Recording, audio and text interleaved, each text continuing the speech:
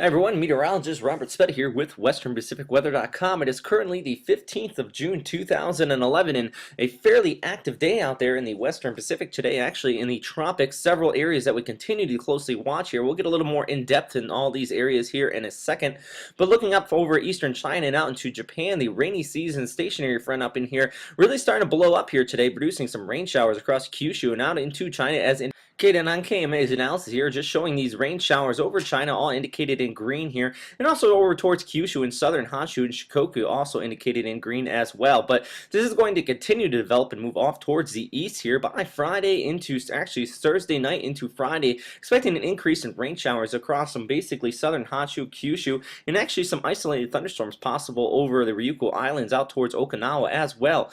Here KMA's analysis though, 24 hours out though, just seeing that low starting to develop here, all these areas in green showing the cloud cover and also precipitation expected throughout this region here as well. Also showing this mass amount of cloud cover here farther down towards the south, and these are associated with several invest areas down in here, one west of the Philippines right in here, another one just east of the Philippines. But right now though, if we zoom in on this area right in here, it's actually quite intriguing. The last several satellite shots here indicating that two separate areas are starting to blow up, just one southeast of Palau and another one southwest of Palau. And if you look right at the last several shots, looking at the westerly flow coming in here and another easterly flow coming out on the northern portion right in here, it's starting to look like there actually is one area of convection and area of rotation starting to form up here, and another one just southeast of Palau. Now, a reason why I put that out here is because of the fact if there are two areas of convection, they could feed off of each other and end up disrupting the overall organization of both of them and keep them relatively weak.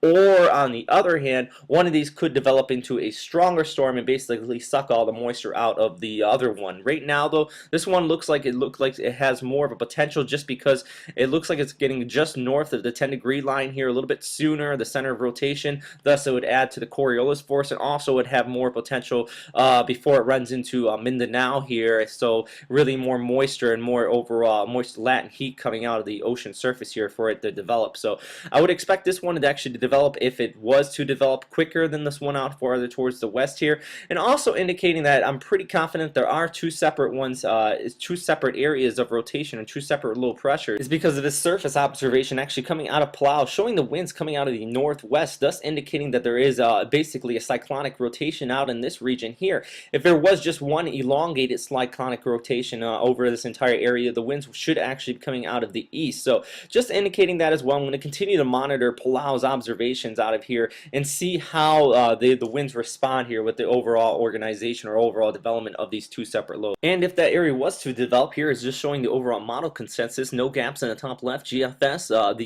European model and the Canadian model here in the bottom right. All of them really in agreement that this would drift off towards the north just east of the Philippines, so no landfall possible here. Could increase some precipitation over Palau, but in the long run it looks like it would recurve just east of Taiwan and basically head up towards Kyushu, rapidly becoming an extratropical system that basically similar to what Typhoon Sanga did, really just kind of disrupt and basically go into a comma-shaped type cloud, because at the same time period this would be recurving if it did take this track. It's about the same time an upper level trough would be up in this region, so thus some supporting it to become a core low and become that extratropical type system. But this is just showing the model consensus. Looking at streamline analysis, the flow does take it just northwest, just clipping the east coast of Luzon right in here if you follow some of these background flows right in here, and that's really what I tried to use to indicate where a storm is going to go, is just the overall background flow of the easterlies and out to the westerlies where these warm core lows will flow.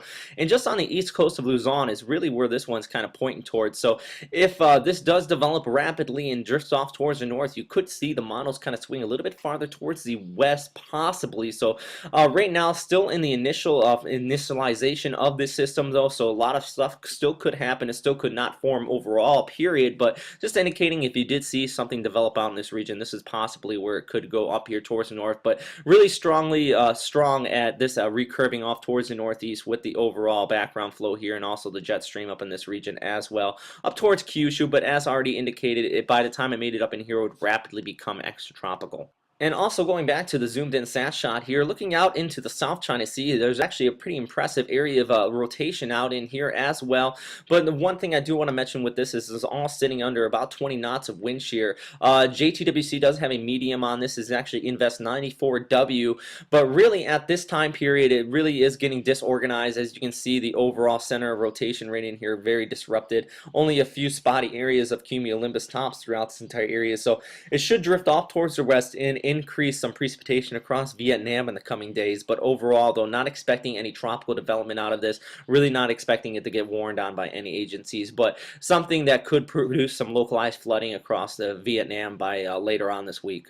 And another thing I do want to mention, and actually, is that this area of low pressure in the South China Sea is actually related to a bigger picture, and that is the southwest monsoon, all because of a basically low pressure forming up over the Asian continent and all these winds coming in from the southwest up towards the northeast. That's a very simplified version of it, but a lot of precipitation actually blowing up here in the Bay of Bengal. We've been watching an invest area out here. We also had a tropical cyclone blow up here in the Arabian Sea as well.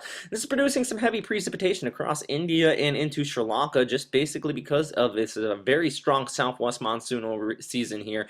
If we look at GFS model actually out in this area, you can see how there is a continuous amount of precipitation along the west coast of India here, and even out into the Bay of Bengal and output towards Thailand as well, and Burma, all seeing a high amount of precipitation, as all that moisture basically comes from the southwest up towards the northeast and really just kind of gets picked up here and dropped along the coastal areas and even farther inland, as a lot of this precipitation runs into the Himalayan mountains. So continuing to see precip along Burma, Sri Lanka, and India, and this is going to continue to be expected for the coming months as the southwest monsoon is in full effect. But that is all for today, everybody. Thanks again for listening to WesternPacificWeather.com. If you are watching this on the website, you can now post your comments and suggestions here on the website. Just basically click leave a comment, and you can post that with your Facebook, Twitter, or just log in here, and any of those accounts you can post. So please, I encourage you there to go check that out. If you're watching us on YouTube, you can post it in the comment section below.